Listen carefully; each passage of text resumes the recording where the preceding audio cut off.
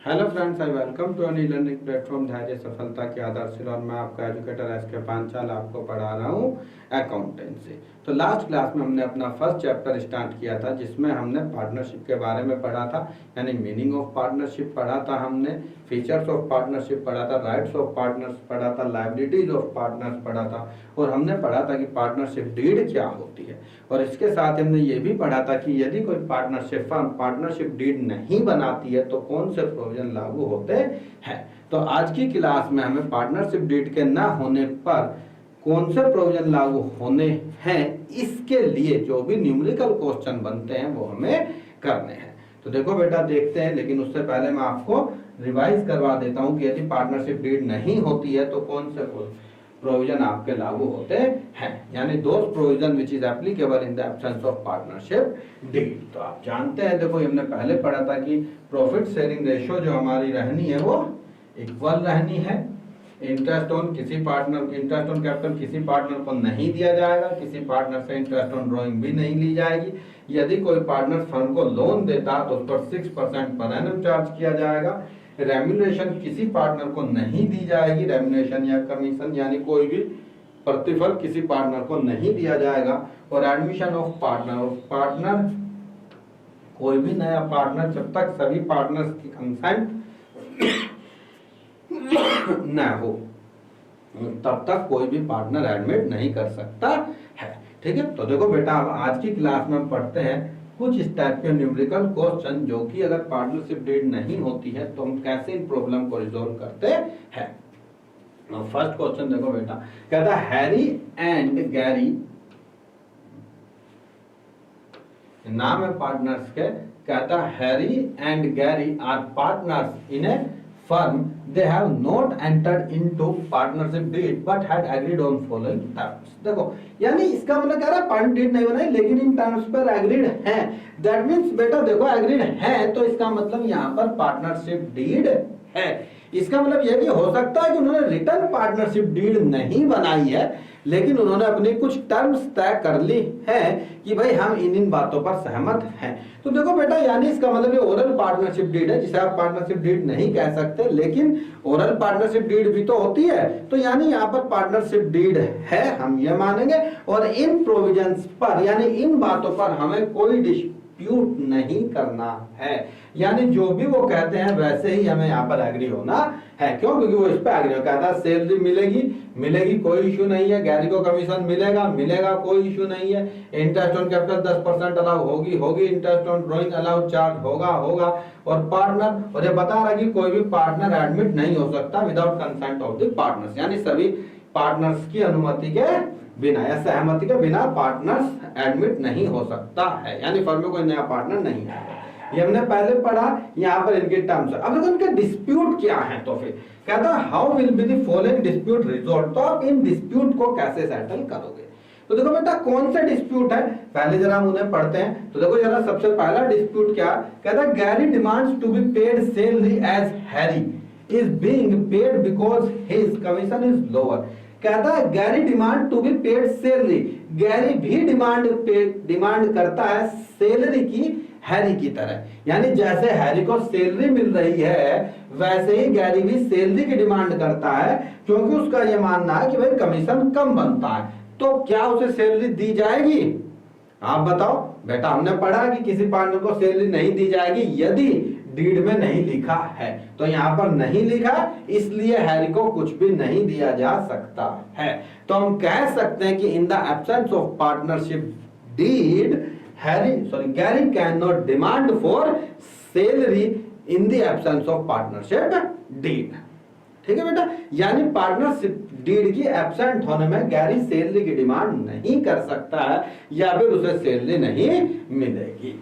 Next में देखो, कहता है Harry demand that his son Sherry be admitted as partner for 25% share to be given out of his share of profit to which Gary disagrees. बेटा देखो कितनी important बात दे रहे हैं यहाँ पे, समझो। कह रहा है हैरी कह रहा है कि वो अपने बेटे शैरी को पार्टनरशिप फर्म में एडमिट करना चाहता, जिसमें 25% शेयर देगा, लेकिन अपने शेयर का देगा। दैट मींस गैरी पे कोई इफेक्ट नहीं पड़ना, प्रॉफिट शेयरिंग रेशियो पर कोई इफेक्ट नहीं पड़ना। तो क्या यहां पर एडमिट किया जा सकता है? बेटा फिर भी नहीं किया जा सकता। चाहे शेयर दिया जाए या ना दिया जाए, प्रॉफिट शेयरिंग की कोई टर्म ही नहीं है। सिर्फ पार्टनरशिप की एक ही टर्म है कि न्यू पार्टनर का एडमिशन तभी होगा जब सब पार्टनर एग्री होंगे, in the absence of partnership deed. हाँ, अगर पार्टनरशिप डीड में कह दिया गया था कि भाई ये व्यक्ति जिसे चाहे निकाल सकता है, जिसे चाहे एडमिट कर सकता है, तो फिर आपने उसे अथॉरिटी दी है। समझे? हम यहाँ पर जो भी बात कर रहे हैं वो तब कर रहे हैं जब पार्टनरशिप डीड उन बातों पर नहीं रखी गई है। ठीक है बेटा, तो देखो ये ओरल क्वेश्चन होते हैं, इनमें ज्यादा कुछ नहीं होता। अगर आपको लिखना भी है तो आप सिंपल सी बात लिख सकते हैं कि in the absence of partnership deed any partner can not allowed to this. ठीक है, यानी जो भी उन्होंने बात कही है कि भाई किसी पार्टनर को हम ये चीज नहीं दे सकते हैं। नेक्स्ट क्वेश्चन देखो क्या कहता following difference have arisen among P, Q and R state who is correct in each case। देखो आपको बताना है कि P, Q, R के बीच में कुछ डिस्प्यूट क्रिएट हो गए हैं, कुछ डिफरेंस क्रिएट हो गए हैं। ठीक है, अब आपको जो बताना कौन सही है, आपको क्या बताना है, सही कौन है। तो देखो बेटा, कहता P used ₹50,000 belonging to the firm, यानी P ने फर्म के 50,000 रुपए यूज किए या फर्म की कोई 50,000 की संपत्ति यूज की, यानी P ने फर्म का 50,000 का कैश या 50,000 का कोई भी सामान यूज किया है to the firm and earn a profit of ₹5,000, और उसने उस प्रॉफिट, उस चीज को यूज करके 5,000 रुपए कमा लिए। Q and R want the amount to be given to the firm। अब Q और R चाहते हैं कि वो ये प्रॉफिट फर्म को दे दे, यानी Q और R क्या चाहते हैं कि भाई ये प्रॉफिट और फर्म को दे दे। तो इसमें कौन सही है, क्या Q और R सही हैं? यस, Q और R सही हैं। क्यों? क्योंकि देखो हमने पढ़ा था कि कोई भी पार्टनर फर्म की संपत्ति को यूज नहीं कर सकता। अगर वो फर्म की संपत्ति को यूज करेगा तो उसे जो भी उससे बेनिफिट होगा वो सारा अमाउंट फर्म को देना पड़ेगा। यानी कितने पैसे देने पड़ेंगे उसे? 50,000 प्लस 5,000। भाई मैं जो 50,000 लेते वो भी तो देने पड़ेंगे और साथ में 5,000, यानी टोटल अमाउंट उसे 55,000 फर्म को देना पड़ेगा। ठीक है बेटा, तो ये ए का सॉल्यूशन था कि भाई ए में कौन सही है, ए में Q और R ही सही है। नेक्स्ट देखो, कहता Q used ₹10,000 belonging to the firm। इसी तरीके से जैसे P ने 50,000 यूज किया था, Q ने 10,000 यूज किया to the firm and incurred loss of ₹1,000। Important बात है, उसने लॉस कर दिया। He wants the amount to be given to the firm। अब वो चाहता है कि मैं फर्म को ये लॉस भी बियर कर दूं, यानी ये लॉस मैं फर्म को दे दूं, यानी ये लॉस मैं फर्म के ऊपर थोप दूं। तो क्या यहाँ पर Q सही है? बी पॉइंट में नहीं बेटा जी, यहाँ पर Q जो है बिल्कुल ही गलत है। क्यों? क्योंकि नहीं, फर्म को लॉस नहीं बियर करेगी। फर्म केवल प्रॉफिट तो ले लेगी, लेकिन फर्म कभी भी लॉस बियर नहीं करेगी यदि किसी पार्टनर ने कोई पर्सनली यूज किया है। यानी Q को पूरे 10,000 रुपए ही देने पड़ेंगे फर्म को। ठीक है बेटा, समझ में आई बात? तो यानी अगर आप फर्म की कोई एसेट्स यूज करते हो और उससे प्रॉफिट हो जाता है तो पार्टनर को प्रॉफिट समेत देना पड़ेगा, और यदि लॉस हो जाता है तो फिर वो लॉस समेत नहीं देना पड़ता है। क्यों देना पड़ेगा? उसने यूज ही क्यों किया। सिंपल सी बात हम करते हैं। कहता P and Q want to purchase goods from A Limited। P और Q चाहते हैं कि वो A Limited से गुड्स परचेज करने, R does not agree, लेकिन इस बात से R एग्री नहीं है। तो क्या वो A Limited से गुड्स परचेज कर पाएंगे? बेटा देखो, ये हमारा एक ऑपरेटिंग डिसीजन है। मैं आपको सिंपल सी बात बता दूं, ये हमारा एक ऑपरेटिंग डिसीजन है और ऑपरेटिंग डिसीजन मेजॉरिटी के साथ ही चले जाते हैं। यानी सी पॉइंट में P एंड Q सही हैं, यानी वो अगर A लिमिटेड से चाहते हैं तो वो A लिमिटेड से सामान खरीद सकते हैं। नेक्स्ट Q कहता है Q and R want to admit C as partner, P does not agree.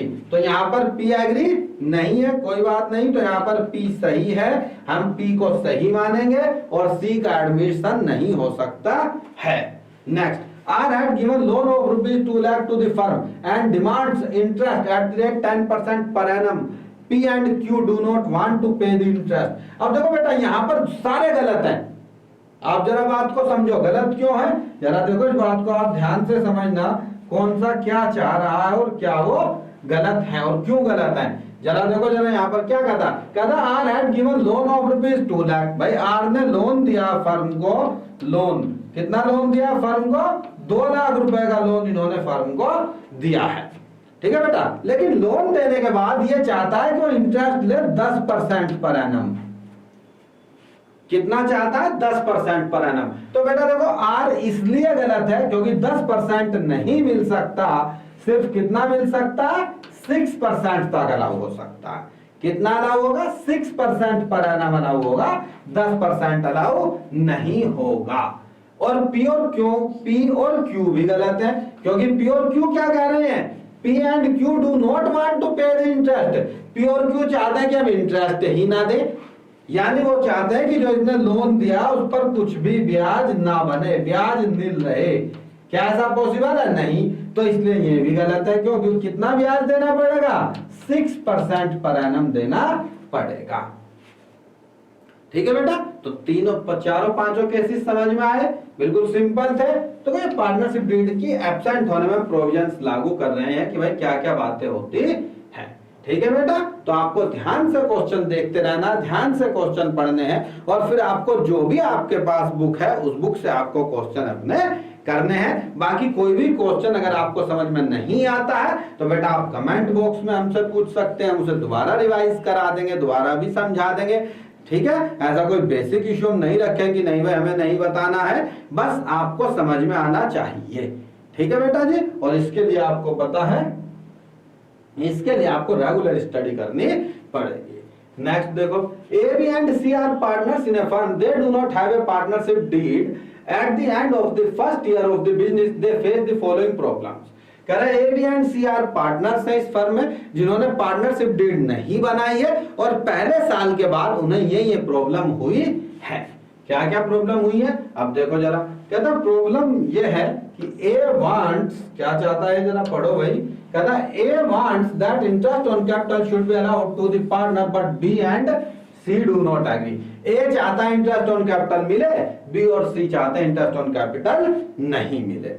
तो इन दी एब्सेंट आप क्या लिखेंगे, अकॉर्डिंग टू। अब देखो अगर लिखना पड़े तो बेटा आप कैसे लिखेंगे, देखो जरा मैं आपको एक में लिख के बताता हूं, बिल्कुल इजी होता है, लिखना कोई मुश्किल नहीं है, ठीक है। वैसे तो आप सिंपल भी लिख सकते हैं एक छोटी सी लाइन में, लेकिन अगर आप डिटेल में भी लिखना चाहें तो देखो आप ऐसे भी लिख सकते हैं, according to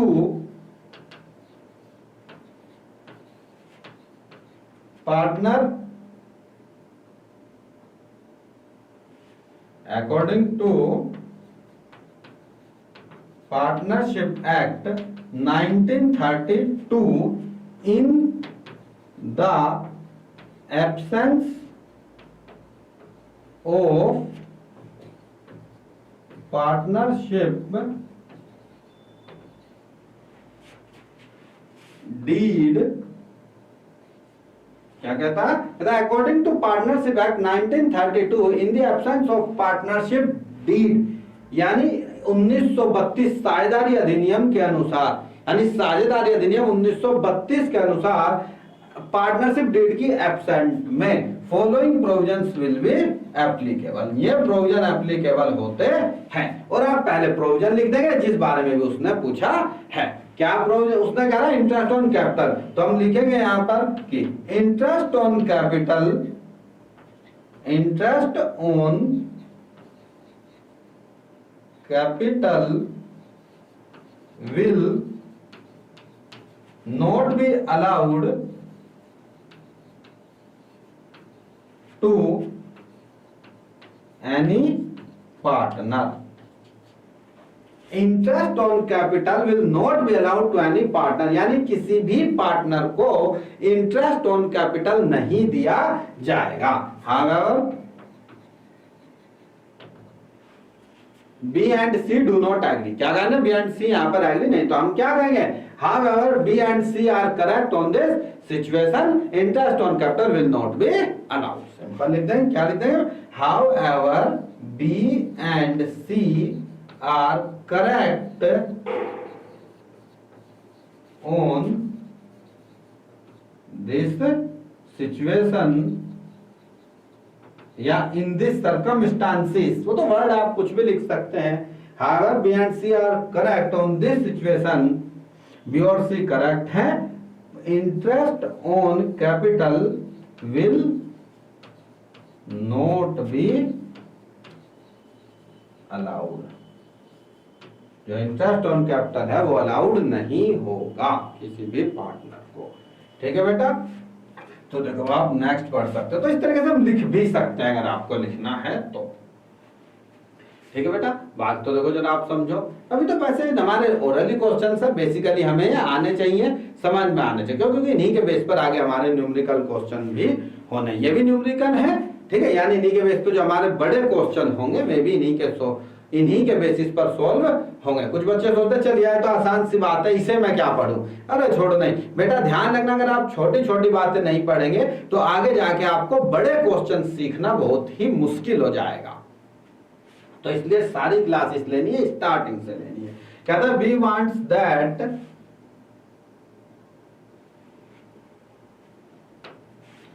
B wants that the partner should be allowed to draw salary but A and C do not agree. B salary लेना चाहता है, A और C एग्री नहीं है. तो ऑब्वियसली बात है इन्हें सैलरी नहीं मिलेगी. क्यों नहीं मिलेगी? क्योंकि पार्टनरशिप डीड में लिखा ही नहीं है. A and B want that C should pay interest on loan given to him by the firm but C does not agree. कहता A and B want that C should pay interest on loan given to him by the firm but C does not agree. आप जानते हैं interest on loan के case में क्या होता है भाई. ए और बी क्या चाहते हैं? C should pay interest on loan. C को इंटरेस्ट ऑन लोन दिया जाना चाहिए जो कि उसने फर्म को दिया है. जो लोन उसने फर्म को दिया है उस लोन को से इंटरेस्ट ऑन कैपिटल इंटरेस्ट दिया जाना चाहिए. बिल्कुल दिया जाएगा. कितना दिया जाना है बेटा जी? 6% पर एनम दिया जाना है. A and B having contributed large amount of capital desired that the profit should be distributed in the ratio of their capital contribution but C does not agree. A और B ने capital ज्यादा लगाई है firm में तो वो चाहते हैं कि भाई जो प्रॉफिट बटे वो भी कैपिटल की रेशियो में ही बटे. यानी जिस पार्टनर ने ज्यादा लगाया है उसे ज्यादा प्रॉफिट मिले, जिस पार्टनर ने कम लगाया है उसे कम प्रॉफिट मिले. ठीक है. ऐसा वो चाहते हैं A और C. लेकिन C चाहता नहीं भाई प्रॉफिट. C इस बात से एग्री नहीं है. यानी सी कुछ और चाहता होगा. तो बेटा देखो सी कुछ और कुछ भी चाहे इस बात से हमें फर्क नहीं पड़ता, लेकिन हमें यह पता है कि यहाँ पर प्रॉफिट शेयरिंग रेशियो जो होगी उनकी कैसी होगी? इक्वल होगी. यानी उन्हें जो प्रॉफिट मिलेगा वो इक्वल मिलेगा. ठीक है बेटा जी. बस आपको यही ध्यान रखना है. नेक्स्ट देखो जरा. कहता Amrish, Lalit and Charu are partner in a firm without a partnership deed. Amrish has contributed more capital than other partners and demand interest on capital at 10% per annum. देखो फिर से वही क्वेश्चन है. क्या? Amrish has contributed more capital. Amrish ने ज्यादा कैपिटल लगाई है देन अदर पार्टनर्स. बाकी पार्टनर्स के अलावा अमरीश ने थोड़ी कैपिटल ज्यादा लगाई है. And demands interest on capital at 10% per annum. वो 10% इंटरेस्ट ऑन कैपिटल चाहता है. But Lalit and Charu do not agree with him. But Lalit और चारू इस बात से एग्री नहीं है. बिल्कुल ललित और चारू सही है, उसे कोई इंटरेस्ट ऑन कैपिटल नहीं मिलेगा. Lalit devotees full time in the business and demand a salary of rupees 5,000 per month but Amrish and Charu do not agree with him. Lalit business में ज्यादा टाइम लगाता है लेकिन अमरीश और चारू कम टाइम लगाते होंगे. इसका मतलब भाई उसके ज्यादा लगाने का मतलब यही है कि बाकी दो पार्टनर कम टाइम लगाते होंगे. तो ललित सैलरी चाहता है तो क्या मिलेगी? नहीं बेटा नहीं मिलेगा. ये आपने पढ़ा है किसी भी पार्टनर को सैलरी या कमीशन नहीं मिलेगा चाहे वो टाइम ज्यादा लगाए या वो टाइम कम लगाए. इस बात का कोई इफेक्ट नहीं पड़ना है. सभी पार्टनर को कोई रेम्यूनरेशन, कोई कमीशन, कुछ भी एक्स्ट्रा नहीं मिलता है. Charu demand interest on loan of rupees 50,000. Charu demand interest on the loan of rupees 50,000 given by her at the market rate of interest that is 12% per annum. Charu चाहती है या चारू चाहता है कि वो जो उसने 50,000 का लोन दिया उस पर मार्केट रेट के हिसाब से 12% का ब्याज ले ले. क्या 12% का ब्याज ले सकता? नहीं ले सकता है. वो उसे सिर्फ कितना ब्याज मिलेगा? 6% पर एनम इंटरेस्ट ही मिलेगा. Amrish has withdraw rupees 10,000 from the firm for his personal use. That means drawing है. इसका क्या मतलब हुआ कि भाई ड्रॉइंग है. Lalit and Charu demand that interest on drawing should be charge at that 10% per annum. अब ललित और डिमांड चाहते हैं कि वो अपनी ड्राइंग पर 10% का इंटरेस्ट पे करे। क्या ये पॉसिबल है? क्या ये पॉसिबल है? नहीं बेटा, उसे इंटरेस्ट नहीं देना पड़ेगा, यानी फर्म उससे कोई इंटरेस्ट नहीं ले सकती है। ना 10%, कुछ भी इंटरेस्ट चार्ज नहीं होगा, कोई इंटरेस्ट नहीं चार्ज होता। ये आपने पार्टनरशिप डीड में पढ़ा है। कहता profit before taking into account any of the above claims was ₹50,000। कहता इन सभी क्लेम से पहले फर्म ने प्रॉफिट कमाया है eight the end of the first year, पहले साल के अंत में, of the business. Amrish demand share of profit in the capital ratio. अब अमरीश जो चाहता है कि जो प्रॉफिट बटे वो कैपिटल रेशियो में बटे। क्या ऐसा पॉसिबल है? बिल्कुल भी ऐसा पॉसिबल नहीं है। क्यों? क्योंकि प्रॉफिट कैसे बटना है? जब पार्टनरशिप डीड में नहीं लिखा तो प्रॉफिट इक्वल बटना है, और वो भी कैसे बटेगा? ललित, अभी बताता हूं, यहाँ पे पहले नीचे पढ़ते क्या लिखा। कहता Lalit wants to introduce his son Inder as a partner. Lalit अपने बेटे इंदर को चाहता है कि पार्टनरशिप फर्म में पार्टनर बन जाए। Charu object to his proposal. Charu इसके प्रपोजल को ऑब्जेक्ट करता है, यानी उसे अच्छा नहीं लग रहा, वो चाहता नहीं भाई ऐसा नहीं होना चाहिए। तो ऑब्वियसली बात है बेटा नहीं होगा। क्यों? क्योंकि कोई भी नया पार्टनर, चाहे वो बेटा हो, भाई हो, बहन हो, पत्नी हो, वाइफ हो, कोई भी हो, इस बात से हमारे को कोई फर्क नहीं पड़ता है। बस जब सब पार्टनर की कंसेंट होगी, यानी जब सब पार्टनर की सहमति होगी, तभी किसी पार्टनर को एडमिट किया जा सकता है, अन्यथा किसी भी पार्टनर को एडमिट नहीं किया जाएगा। अब देखो इसमें क्या 50,000, तो देखो बेटा 50,000 का प्रॉफिट है ना, तो कैसे देंगे? 6% का इंटरेस्ट काटने के बाद देंगे। कैसे देंगे? इक्वल देंगे। देखो जरा मैं थोड़ा सा यहाँ पे आपको बता भी सकता हूं कैसे।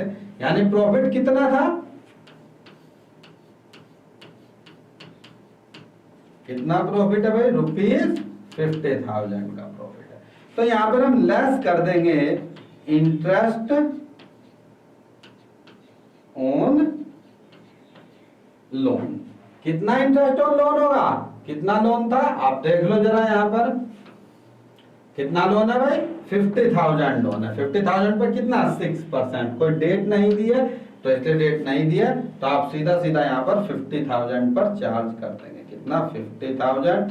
और इंटरेस्ट तो निकालना आता होगा आपको। 50,000 into rate of interest. Rate of interest कितना? 6 अपॉन में 100 इक्वल्स टू कितना आ जाएगा? 6×5=30, यानी कि 3,000।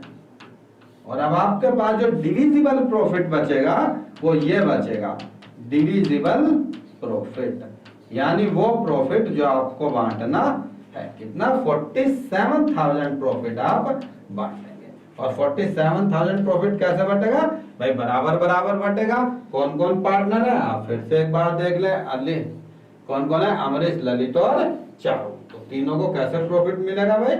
अमरीश, ललित और चारू, तीनों को बराबर। अब देखो बेटा मैं आपको प्रॉफिट बांटना बता दूं। एक्चुअली मेरा मेन ऑब्जेक्ट तो यही था इस क्वेश्चन को कराने का, कि प्रॉफिट कैसे बांटा जाता है। ये देखो, आपको जो भी प्रॉफिट बांटना है, कुछ भी रेशियो है, पहले मैं आपको बता दूं। माना यहाँ पर 3 पार्टनर है, ए, बी और सी, या क्या नाम है उनके? हम उन्हीं के नाम लिख लेते हैं, अमृत, अमरीश, ललित, चारू। क्या रेशियो है इनकी? बेटा यहाँ पे लिख लो। जब इक्वल, इक्वल मतलब 1 1 और 1, इक्वल को आप 1 1 1 लिख लेते हैं। तो बेटा देखो देखने का तरीका क्या, कैसे डिस्ट्रीब्यूट करेंगे? हम इन तीनों को प्लस कर लो, 1 और 1 और 1, तीनों का आपने प्लस किया, कितना आया? 3। अब ये जो टोटल प्रॉफिट है इसे हम इसी से डिवाइड कर देते हैं और उसके शेयर से मल्टीप्लाई। यानी कैसे? देखो 47,000 डिवाइडेड टोटल कितना? 3 इंटू 1। बाकी कैलकुलेट आप कर ही सकते हैं। इसी तरीके से इसे 47,000 डिवाइड 3 इंटू 1। इसी तरीके से 47,000 इंटू डिवाइड 3 इंटू 1। ठीक है बेटा। अच्छा अगर यहीं पर मैं आपको बताऊं, माना इनकी शेयर दिया होता, कहता 5:3:2 होता, तब आप कैसे करते? तो देखो जरा समझो कैसे डिवाइड करते हम इसे। 5 और 3 8 और 2 10, यानी फिर क्या शेयर होता ए का? 47,000 डिवाइडेड बाय 10 इंटू 5। ललित का क्या होता 47,000 डिवाइडेड बाय 10 इंटू 3। इसी तरह चारू का क्या होता 47,000 डिवाइडेड बाय 10 इंटू 2। कितना शेयर है उसका 2 है ना 2। ठीक है, तो बेटा देखो आसान सा तरीका होता है प्रॉफिट को बांटने का। जो उनकी प्रॉफिट शेयरिंग रेशियो है आप उसे प्लस कर लो और प्लस करने के बाद जो अमाउंट डिवाइड करना है, सॉरी जो भी टोटल प्रॉफिट है उसे डिवाइड कर दो और फिर जो उसका पर्टिकुलर शेयर है उससे उसकी मल्टीप्लाई कर देते हैं। तो प्रॉफिट शेयरिंग रेशियो ऐसे ही, यानी प्रॉफिट ऐसे ही बांटा जाता है किसी भी रेशियो में। बेटा प्रॉफिट हो या कोई भी अमाउंट हो, यानी जो अमाउंट है वो रेशियो में बांटने का यही तरीका होता है बेटा। बाकी ये क्वेश्चन था हमारा, ये इस क्वेश्चन में है। ठीक है, चलो नेक्स्ट क्वेश्चन देखते हैं हम जल्दी से अपना। नेक्स्ट क्वेश्चन क्या कहता है बोल, देखो सारे क्वेश्चन उसी बेसिस पे हैं। देखो बेटा मैंने 6-7 क्वेश्चन यहाँ पर लिए हैं, 6 क्वेश्चन हैं। बाकी चाहूं तो मैं क्वेश्चन होमवर्क में भी दे सकता हूं, लेकिन मैं फिर भी कोशिश करता हूं कि बेटा आप ज्यादा ज्यादा ट्राई करें, देखो ज्यादा ज्यादा मैं बता सकूं। मैं आपको हर टाइप का क्वेश्चन बता दूंगा, कुछ भी नहीं छोड़ूंगा किसी भी टॉपिक में। बस शर्त यह है कि आप अपनी क्लास को रेगुलर पढ़ते रहें, क्लास को बीच में मिस ना करें, टॉपिक को मिस ना करें। अगर किसको लग रहा है कि सर तो बहुत टाइम लगा रहे हैं, थोड़ा धीरे धीरे बोलते हैं, तो बेटा आप जानते हैं YouTube आपके पास में, आप फैसिलिटी जानते हैं, स्पीड आप बढ़ा सकते हैं। लेकिन ऐसा ना हो कि नहीं हमें तो बहुत आ रहा, बस फॉर्मेलिटी ना करें। मेरा कहने वाला फॉर्मेलिटी ना करें, जितना समझ में आ रहा है उसे ध्यान से समझते चाहे, चाहे स्पीड तेज करनी पड़े आपको या स्पीड आपको स्लो करनी पड़े। ठीक है बेटा जी, तो बाकी यानी आपको रेगुलर क्लासेस लेते रहें। तो देखो मैं कोई टॉपिक नहीं छोड़ूंगा जैसे मैंने बताया है। नेक्स्ट देखो, कहता है both Sarkar and Chatterjee are partner in a firm and do not have a partnership deed. Both introduced further capital of ₹2 lakh on 1 October 2019, whereas Chatterjee took a loan of ₹50,000 from the firm on 1 October 2019. Disputes have arisen among them on the following issue। अब देखो कुछ dispute हो गए हैं। क्या है पहले question फिर से एक बार समझ लो। बोथ सरकार और चैटर्जी 3 पार्टनर है, उनके पास कोई पार्टनरशिप डीड नहीं है। अब both introduced further capital of ₹2 lakh on 1 October 2019, यानी 1 अक्टूबर 2019 को बोस नाम है उसका, यहाँ पर बोस ने 2 लाख कैपिटल एडिशनल लगा दिए, यानी उसने और लगा दिए, जो लगा रखे थे उसने कैपिटल के नाम पे 2 लाख और दे दिए बिजनेस को। ठीक है, whereas Chatterjee took a loan of ₹50,000 from the firm, और वहीं पर फर्म से 50,000 का लोन ले लिया है चैटर्जी ने। ठीक है बेटा, whereas Chatterjee took a loan of ₹50,000 from the firm on 1 October 2019। क्या बेटा 2019 को उसने फर्म से लोन ले लिया। Dispute have arisen among them on the following issue. अब देखो भाई, अब कुछ इशू आ गए। क्या? Both demand interest 10% per annum on ₹10 lakh being his extra capital. कुछ नहीं मिलेगा, 2 लाख फालतू दिए। तो भैया क्यों दिए? किसी ने कहा कोई था, क्यों दिए? तो उसे कोई इंटरेस्ट ऑन कैपिटल नहीं मिलेगा। सरकार डिजायर्ड दैट, अब सरकार desired that his sun Deep should be admitted as partner and he will give him half of his share. Bose and Chatterjee do not agree. Bose and Chatterjee बिल्कुल सही है, कोई partner admit नहीं हो सकता। ये हमने पढ़ा जब तक सभी पार्टनर की कंसेंट ना। देखो वही क्वेश्चन, एक्चुअली वही 6 बातें हैं। एक्चुअली ये तो मैं आपको बार बार रिवाइज करवाने के लिए पढ़ा रहा हूँ, याद करने के लिए पढ़ा रहा हूँ। अन्य वही 6 बातें हैं जिन्हें घुमा घुमाकर हर क्वेश्चन में पूछता रहता है। नेक्स्ट कहता Bose and Sarkar are of the view that Chatterjee should be charged interest on loan from the firm at lending rate of the bank which is 12% per annum। कहता बोस और सरकार चाहते हैं कि जो चैटर्जी ने लोन लिया, Chatterjee should be charge interest on loan from the firm at the landing rate of the bank. जो है बैंक का रेट है उसी पर 12% चार्ज कर ले। बेटा देखो इसके बारे में कोई प्रोविजन नहीं है, कुछ नहीं चार्ज होगा। यहाँ पर उन्होंने कुछ शर्त ही नहीं कही। यहाँ पर 6% भी नहीं होगा। अक्सर बच्चे क्या करेंगे, तुरंत यहाँ पे देखेंगे ओ पार्टनर लोन 6% पर एनम लगा दो। नहीं बेटा, ऐसा कोई प्रोविजन नहीं है। 6% का प्रोविजन तब है अगर फर्म को लोन दिया है। उसने फर्म को लोन दिया नहीं है यहाँ पर, बल्कि फर्म से लोन लिया है, तो इसके लिए कोई प्रोविजन पार्टनरशिप डीड में नहीं है। इसका नाम यहाँ पर कुछ नहीं कर सकते, कुछ नहीं मिलेगा। Sarkar has withdrawn rupees 50,000 from his personal use. Bose and Chatterjee are of the view that Sarkar should be charged interest 10% per annum. नहीं, कुछ चार्ज नहीं होगा, यहाँ पर कोई चार्ज नहीं होगा, नील रहेगा। क्यों? क्योंकि हमने पढ़ा है कि देखो पर्सनल यूज निकाला, दैट मीन्स ड्रॉइंग है, तो कोई चार्ज नहीं लगेगा। और बेटा ये बात बहुत ध्यान से पढ़ लेना, देखो इसी तरीके से क्वेश्चन घुमाता है। हमारा जो 6% का लोन है वो तब है जब पार्टनर फर्म को लोन देते हैं। अगर पार्टनर फर्म से लोन लेते हैं तो 6% का प्रोविजन नहीं है। ठीक है, ये देखो ये हमारे क्वेश्चन थे, तब ये हमारे क्वेश्चन थे यदि पार्टनरशिप डीड नहीं बनाई जाती है किसी भी सिचुएशन में तो फर्म में कौन कौन से नियम लागू होते हैं। यानी हम कह सकते हैं कि in the absence of partnership deed ये नियम लागू होते हैं जो हमने आज की क्लास में पढ़े हैं।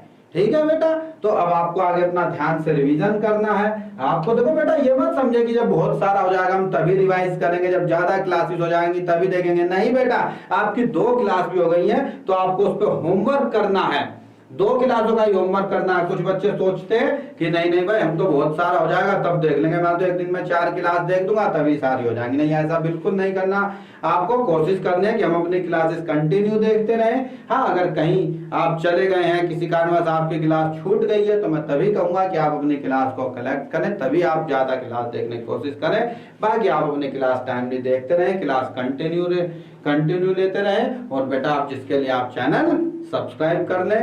ओके बेटा, very very thankful for staying with me.